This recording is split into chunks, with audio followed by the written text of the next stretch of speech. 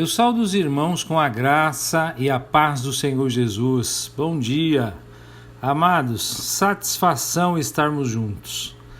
Aos que já nos conhecem, que já estão aí no 3º ano junto conosco, que Deus continue abençoando a vida de vocês, que vocês possam continuar crescendo no conhecimento do nosso Deus. Aos que estão chegando agora, o 1º ano de leitura bíblica, que o Eterno os abençoe, ajude, lhes dê fome da palavra de Deus. Que você possa crescer no conhecimento, que você possa ter uma visão mais ampla da grandeza desse nosso Deus maravilhoso e do seu sublime plano de salvação para todos nós. Que o Senhor nos abençoe nesse ano de leitura e que possamos nos dedicar cada dia mais para que possamos crescer no conhecimento das santas e sagradas Escrituras. Amados, hoje nós vamos expor os capítulos 10, 11 e 12. Aqui com vocês, o professor Fábio Machado. E desde já, dando feedback do estado de saúde do nosso amado pastor Mesaque, ele está bem melhor mesmo, mas ainda a tosse está atrapalhando um pouquinho. Você que orou, que o Eterno lhe retribua as bênçãos do céu sobre a sua vida e vamos continuar até que o Senhor tenha efetivamente restabelecido plenamente nosso amado pastor Mesaque. Queridos, ao texto, vamos lá. No capítulo 10, dos versos 1 a 32, nós somos informados da genealogia dos filhos de Noé, Sem, Cã e Jafé, depois do dilúvio.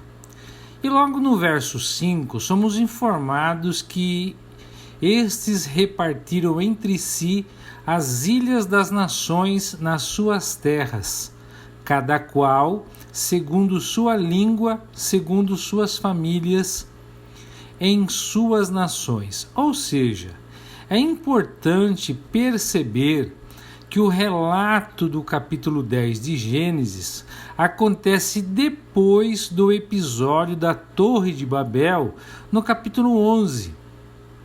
Mas quem sabe alguém pode perguntar, mas por que houve inversão? Nós não sabemos ao certo. Alguns entendem que é para dar continuidade entre a bênção de Noé aos filhos e a sua genealogia. Mas vamos lá.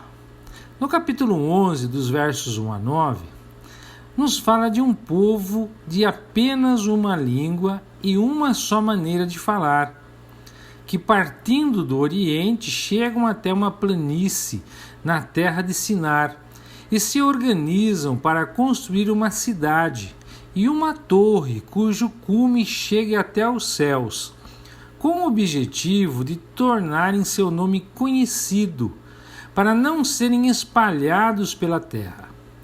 Vamos nos lembrar que no capítulo 9, verso 1, a ordem de Deus pós-dilúvio era: enchei a terra. Então o Senhor desce, observa e conclui: o povo é um, falam a mesma língua. É apenas o começo. E conclui: não haverá nenhuma restrição para tudo o que eles quiserem fazer. Novamente, nós vemos o Deus Trino deliberando, agindo. Vinde, ele fala, desçamos e confundamos sua linguagem, para que um não entenda a linguagem do outro. O Senhor então dispersou-os pela superfície da terra e pararam de edificar a cidade, que ficou conhecida ou chamada de Babel, porque ali o Senhor confundiu a linguagem de toda a terra. Neste momento, nós precisamos voltar ao capítulo 10 e fazer algumas considerações. Deus demonstra graça com os seres humanos ao dividi-los em grupos linguísticos, em vez de fazer com que cada um falasse seu próprio e único dialeto, ou até mesmo silenciar as vozes. Em outras palavras, a comunicação se torna mais difícil, mas não impossível, Os seres humanos não conseguem falar com todos, mas existem alguns que falam a mesma língua. Gênesis 10 reflete essa realidade. Ao contrário da genealogia tradicional, essa passagem é, na verdade, um mapa linguístico antigo. Vamos brevemente analisar as genealogias. Voltando um pouco, percebemos que a genealogia de Sete vem logo em seguida de Caim, com o objetivo claro de as compararmos e as contrastarmos. Fica evidente que devemos entender a primeira como a genealogia daqueles que, à semelhança de Caim, resistem a Deus, ao passo que a segunda é uma genealogia daqueles que estão ao lado de Deus. A genealogia de Caim começa nele e termina com Lameque. O primeiro, Caim, mata seu irmão, e o último, Lameque, além de inaugurar a bigamia, ainda se orgulha de matar 2 pessoas e de presumir que Deus o protegeria 70 vezes mais do que Caim. Por outro lado, temos a linhagem de Sete, que substitui Abel. E a primeira coisa que notamos é a incrível longevidade atribuída a seus membros. Temos o ícone da longevidade, Matusalém, com incríveis 969 anos. Observamos o currículo de Enoque, que andou com Deus, o que indica uma relação íntima com o divino, e o que evidencia a piedade de uma linhagem em contraste da impiedade da outra. Quando nós olhamos Gênesis dos capítulos 1 a 11, nós somos apresentados ao tema central do livro e que permeia todas as Escrituras: a bênção de Deus sobre as criaturas humanas, não a mera existência, mas uma vida abundante que se leva na própria presença de Deus. Essa condição abençoada é caracterizada pela vida de Adão e Eva no jardim do Éden antes da queda. Entretanto, a rebelião humana perturbou o relacionamento da humanidade com Deus. Assim, mesmo desde o início, com a sua graça, Deus busca os seres humanos. Ele deseja restaurar o relacionamento e voltar a abençoá-los plenamente. Mas agora, retornando, no capítulo 11, dos versos 10 a 32, o texto termina com a genealogia de Sem depois do dilúvio, até Terá, que se estabelece em Harã com seu filho Abrão, a Ló, filho de Harã, seu neto, e a Sarai, sua nora, que saíram de Ur dos Caldeus com destino até Canaã, mas se estabeleceram antes, na região de Harã, dando-nos então uma introdução das narrativas patriarcais. As promessas a Abrão renovam a visão que Gênesis 1 e 2 estabeleceram para a humanidade.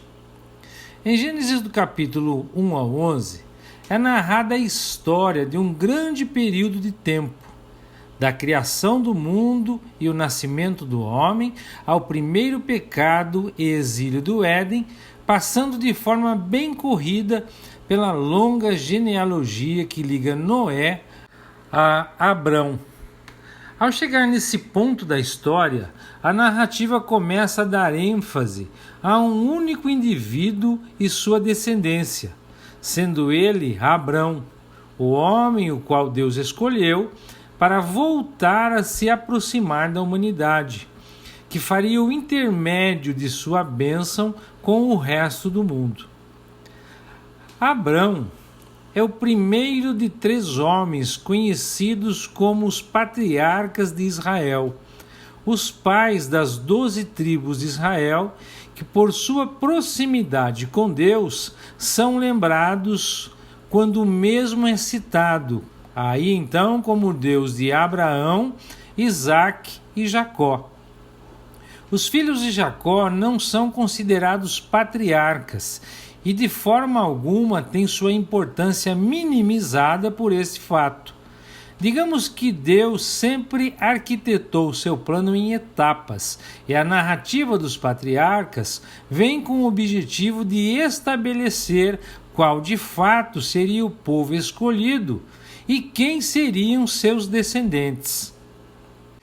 Abraão é o pai da fé e aquele que Deus escolheu para estabelecer uma aliança. Essa que, por sua vez, começa com uma exigência: sai da tua terra, da tua parentela e da casa de teu pai, e vai para a terra que te mostrarei. Isso nós vemos lá em Gênesis, no capítulo 12, verso 1. Então Deus, que outrora havia trazido o mundo e o homem à existência por meio de sua ordem, homem esse que rompeu o relacionamento com o divino através do pecado, agora novamente dava sua palavra de ordem a Abrão, a fim de criar um povo, o qual seria abençoado pelas mãos do Criador. Para entender a importância e o peso da exigência feita a Abrão por parte de Deus, é necessário compreender o contexto histórico e cronológico na qual a narrativa é contada.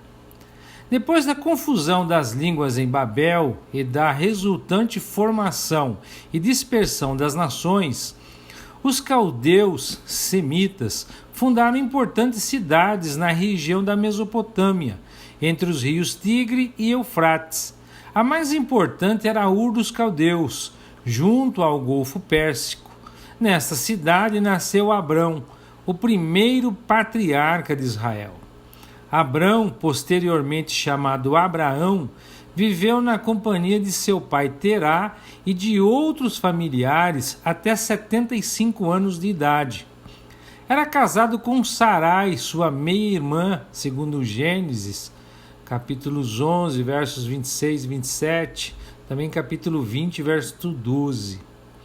Terá e sua família participavam da idolatria reinante em Ur e não eram tementes a Deus. Moisés, quando escreveu essa história, séculos mais tarde, não registrou nada sobre isso. Entretanto, em seu livro, Josué fala a esse respeito lá no capítulo 24, verso 2. Apesar disso, o Senhor, o único Deus vivo e verdadeiro, graciosamente o chamou. A cidade de Ur, que ficava em algum lugar no atual Iraque, na época já era considerada uma grande metrópole, uma grande cidade e tão importante quanto nossas capitais hoje em dia. Enquanto a terra que te mostrarei, embora não especificada no texto, sabemos que se tratava da terra de Canaã, onde está Israel ou a Palestina, que apesar de na época possuir algumas cidades de certa relevância, não eram nada quando comparadas às grandes cidades mesopotâmicas. Voltando ao texto de Gênesis 11, em seus versos finais, dizem que Terá, levando consigo toda a sua família, partiu de Ur dos Caldeus para a terra de Canaã. Por alguma razão, chegaram até Harã, onde permaneceram. Harã era uma cidade no alto do rio Eufrates, a aproximadamente 965 quilômetros a noroeste de Ur, e ainda a 650 quilômetros a nordeste de Canaã. Ao que parece, Abrão compartilhou com Terá o chamado e as promessas de Deus, mas não fez exatamente o que Deus lhe ordenara. Sua experiência com Deus era muito pequena e estava dando os primeiros passos na vida da fé e obediência, razão pela qual não deixou a parentela, apenas convenceu seu pai a liderar a imigração do clã para Canaã. A morte do pai em Harã pode ter sido usada por Deus para despertar a consciência de Abrão, que foi em frente com a família para Canaã, levando Sarai, Ló e alguns escravos. Dos versos 4 ao 9 do capítulo 12, Abraão então atravessa o Líbano até o extremo norte de Canaã e chega em Siquém, até o carvalho de Moré. Provavelmente Moré é o dono cananeu de Siquém e o carvalho assinala sua propriedade. O texto de Gênesis acrescenta um detalhe. Nesse tempo, os cananeus habitavam essa terra. Canaã não era terra de ninguém, vazia. Pertencia sim aos semitas, como vimos na história da Torre de Babel e da dispersão dos povos. Mas com o passar dos anos, os cananitas e outros descendentes de Cã apossaram-se dela.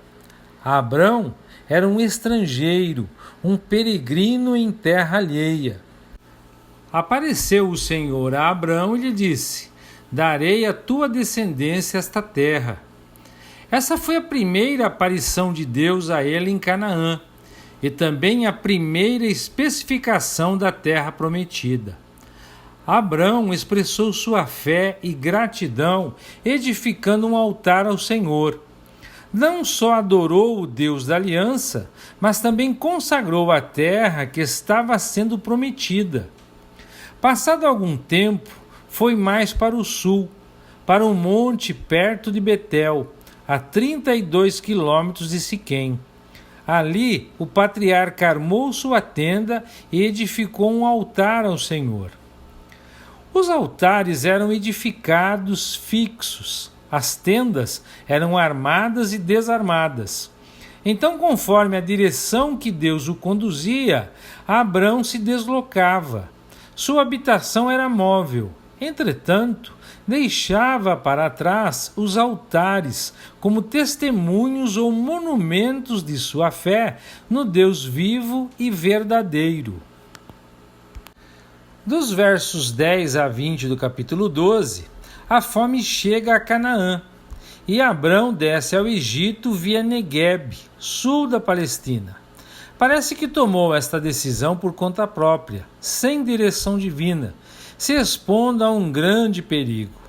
Naquelas culturas, reis muitas vezes matavam os estrangeiros e peregrinos para tomar-lhes as esposas.